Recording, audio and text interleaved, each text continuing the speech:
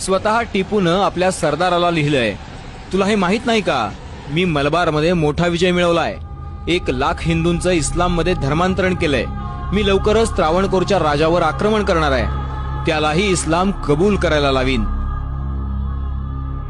टिपूनं आपल्या सरदारांना सैन्य प्रमुखाला लिहिलेली 2,800 पत्र उपलब्ध आहेत. या पत्रात टिपूनं 70,000 ख्रिश्चन, 1,00,000 हिंदूंचं धर्मांतरण केल्याचा उल्लेख आढळतो.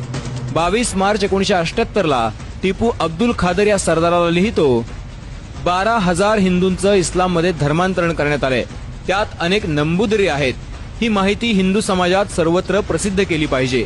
स्थानिक हिंदूंना तुझ्या समोर तामील करून त्यांचं धर्मांतरण करायला पाहिजे. 14 डिसेंबर 1788 टिपून आपल्या सेनापतीला पत्र लिहिलंय, ज्यात तो लिहितो, मी 2 सरदारांना पाठवत आहे, त्यांच्यासोबत मिळून तू स्थानिक हिंदूंना पकडून ठार केलं पाहिजेस. 20 वर्षाखालील लोकांना कोठडीत टाक, 5,000 जणांना झाडाला टांगून फाशी दे, ही माझी आज्ञा आहे.